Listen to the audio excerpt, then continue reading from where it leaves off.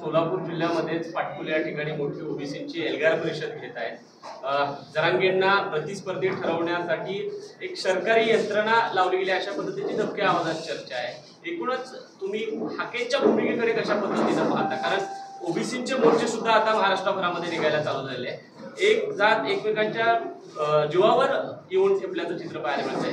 लक्ष्मण हाके नेमके महाराष्ट्रातल्या राजकारणातील समाजकारणातील कोण वाटतात तुम्हाला? हे बघा, आपल्याला एक गोष्ट ठामपणाने मी सांगू इच्छितो की ह्या महाराष्ट्रामध्येच नाही तर ह्या देशामध्ये जातीमध्ये आणि धर्मामध्ये तिढा निर्माण करून त्यांच्यामध्ये वाद पेटवून त्याच्यावरती आंदोलन करण्यामध्ये आणि त्याच्यावरनं जो वाद पेटतो त्याच्यावरती स्वतःची राजकीय पोळी भाजणारे, याच्यासाठी भारतीय जनता पार्टी नेहमी स्वतःची यंत्रणा वापरत राहते आणि त्याच पद्धतीने जातीमध्ये भांडण लावायचं काम हे भाजपने यशस्वीपणे महाराष्ट्रात करायचं सुरुवात केलेली आहे, असं एक चित्र आपल्याला दिसते। आधी हिंदू मुस्लिम, मग त्याच्यानंतर दलित वर्सेस मराठा आणि आता मराठा वर्सेस ओबीसी, असं एक मोठं चित्र भाजपने ठिकठिकाणी जातीमध्ये भांडण लावून उभं केलेलं दिसते। पण तुमच्या प्रश्नाचं ठराविक उत्तर द्यायचं असेल तर जेव्हा मागची लक्ष्मण हाकेंची जी सभा होती ज्याच्यामध्ये बाळासाहेब आंबेडकरांनी फोनवरती 1-2 मिनिटाचं भाषण दिलं होतं, ते भाषण जर आपण ऐकलं तर ते अतिशय महत्त्वाचं ठरेल, जिकडे त्यांनी म्हटलं होतं की आता ओबीसी समाजाला जागृत होऊन स्वतःच्या आरक्षणासाठी आणि हक्कासाठी लढायची गरज आलेली आहे। आणि ओबीसी समाजाने पण हे समजून घेतलं पाहिजे की आत्ताचं जे भाजप सरकार जे आहे त्यांनीच हा GR पास केला आहे ज्याच्यामधनं ओबीसीचं आरक्षण, मराठ्यांना आरक्षण हे ओबीसी कोट्यामधनं मिळणार आहे। तर ओबीसींना आता स्वतःच्या हक्कासाठी न्यायासाठी जागून लढायला लागणार आहे। लक्ष्मण हाकेंच्या आजच्या सभेमध्ये बाळासाहेबांचा सुद्धा फोटो त्या ठिकाणी वापरलेला आहे, मात्र लक्ष्मण हाके ज्या पद्धतीने भूमिका घेतली ती बाळासाहेबांची सुसंगत आहे का, काय वाटतं? हे बघा, बाळासाहेब त्यांची नेहमी भूमिका मांडत राहतात आणि बाळासाहेब त्यांच्या भूमिकेने मांडत राहतात। लक्ष्मण हाके बाळासाहेबांच्या भूमिकेवरती येत आहेत का हा प्रश्न तुम्हाला बघायचा आहे, तो आम्हाला पण बघायचा आहे, पण त्यांची भूमिका आहे त्यांची भूमिका आहे। बाळासाहेबांची भूमिका ही ओबीसींसाठी आणि बहुजनांसाठी नेहमीच प्रामुख्याची राहिलेली आहे आणि ती त्याच पद्धतीची राहील।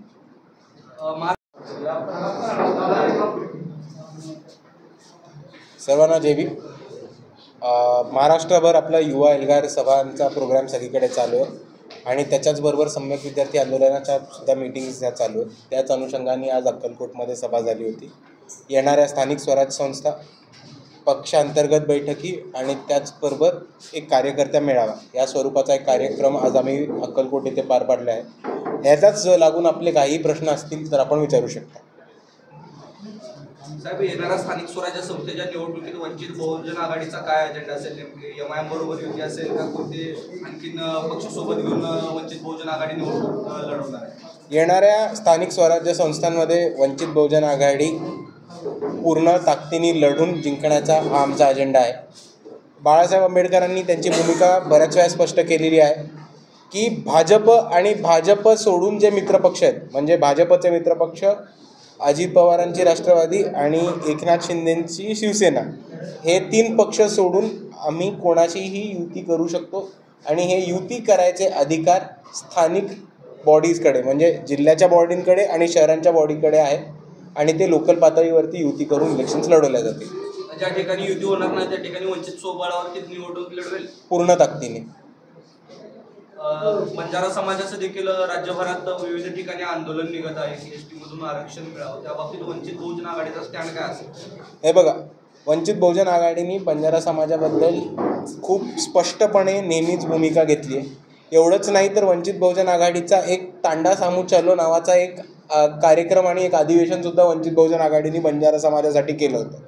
आपण जर बंजारा समाजाची खरी व्यथा बघितली तर आपल्याला कळेल की बंजारा समाज एक मोठ्या पद्धतीने मागास हा महाराष्ट्रामध्ये आहे, कारण तो VJNTमध्ये येतो।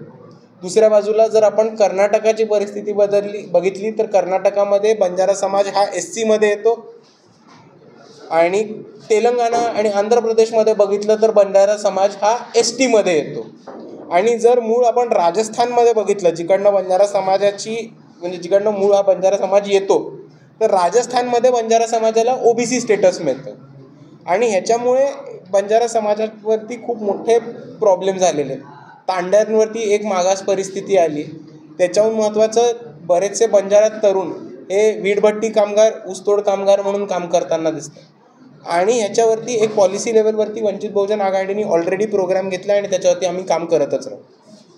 सत्ताधारी पक्षातल्या नेत्यांचे असतील किंवा विरोधकांचे एक कॅम्पेनिंग वॉर चालू झालेलं दिसतंय की मध्यंतरी देवाभाऊ हे सर्व ठिकाणी पोस्टर झळकले आणि त्यालाच प्रत्युत्तर देण्यासाठी राष्ट्रवादी शरद पवार गटाकडून देवाभाऊ तूच सांग अशा पद्धतीचे आशयाच्या जाहिराती, अशा पद्धतीचे बॅनर्स देखील झळकत आहेत. एकंदरीत या ओल्या दुष्काळात ही सर्व बाबी करणे योग्य आहे का, काय वाटतं? हे बघा, एका बाजूला मला खरं एका अर्थाने वाटतं की हे करणं योग्य नाही, आणि दुसऱ्या बाजूला माझा थोडा तुमच्यावरती सुद्धा आक्षेप आहे मीडियावरती, की चर्चा देवाभाऊंच्या बॅनरवरती नव्हती व्हायला पाहिजे, चर्चा त्या GR वरती व्हायला पाहिजे. 3 कायदेतज्ञ बोलवून हा GR सुप्रीम कोर्टमध्ये टिकणार आहे का? सुप्रीम कोर्टाच्या ज्या अटी होत्या त्या ह्या GR मध्ये पूर्त झाल्या आहेत का? सुप्रीम कोर्टने जो डेटा मागितला होता तो ह्या GR मध्ये दिला आहे का? हा चर्चा करणं जास्त महत्त्वाचं आहे, जी मीडियाचं जबाबदारी आहे, जी मीडिया पण कमी पडते असं मला वाटतं. उद्धव ठाकरे यांनी मागे काही दिवसापूर्वी आपण जर बघितलं तर विधानसभेच्या अगोदर बाळासाहेबांसोबतची युती केलेली होती, मात्र ती पण पुढे फार काळ टिकली नाही. आता ते स्वतःच्या भावाला टाळीला टाळी देतो म्हणतायत. मात्र सध्या राज ठाकरे जे आहेत ते आता वेगळ्याच भूमिकेमध्ये आपल्याला पाहायला मिळत आहेत. कारण निवडणुकीपर्यंत झुलवत ठेवायचं आणि ऐन निवडणुकीवर आल्यानंतर युती तुडून द्यायची अशा पद्धतीची एक परंपरा आपल्याला उद्धव ठाकरेंची दिसून येते. काय होईल, राज उद्धव ही युती होईल की काय होईल, नेमकं काय वाटतंय? कारण तुम्हाला त्याचा अनुभव आहे. हे बघा, आमच्या युतीबद्दल बोलायचं झालं तर मी परत एकदा स्पष्ट करतो, आमची युती ही प्रबोधनकार ठाकरेंच्या शिवसेनेच्या विचारांशी झाली होती. त्याच्यानंतर पुढे त्या पक्षाचं काय झालं ह्याचा माझा काही त्याच्याशी संबंध नाही. पण दुसऱ्या बाजूला राज ठाकरे आणि उद्धव ठाकरेंची युती होईल का नाही हा तो त्यांचा प्रश्न आहे. वंचित समूहांना त्यांचे प्रश्न त्यांचे प्रामुख्याने माहिती आहेत, वंचित समूहांना त्यांच्या अडचणी माहिती आहेत, आणि ह्या ट्रॅपमध्ये ते अडकणार नाहीत. आणि युती झाली की नाही झाली यांनी वंचित समूहांच्या जीवन मरणाच्या प्रश्नांवरती काही फरक पडणार नाही, हे तमाम तळागाळातल्या वंचित समूहांना कळले. त्याच्यामुळे याच्याकडे कोणी लक्ष पण नाही देते. एका बाजूला ही 2 ठाकरे बंधू एकत्र येण्याची चर्चा सुरू असताना वंचित बहुजन आघाडीमधलाच एक घटक आपण त्याला म्हणूयात रिपब्लिकन सेना, आंबेडकर घराणं मात्र फुटताना दिसत आहे. आनंदराज आंबेडकरांनी उपमुख्यमंत्री शिंदेबरोबर युती केलेली आहे. एका वेगळ्या पद्धतीने समाजामध्ये मेसेज जातो. पुन्हा एकदा आंबेडकरी कुटुंबियाला एकत्र आणण्यासाठी तुम्ही आता या पुढल्या पिढीचे शिलेदार म्हणून काही भूमिका घेणार आहात का, काही पाऊल उचलणार? हे बघा, आंबेडकरवादी चळवळ एकच आहे आणि आंबेडकरवादी विचार हे एकच आहे. वंचित बहुजन आघाडी एका राजकीय पक्ष आहे आणि तो त्या राजकीय पक्ष त्याच्या वाटचालीने चालत राहतो, आणि आमची धोरणं आमचे विचार हे आम्हाला पक्के.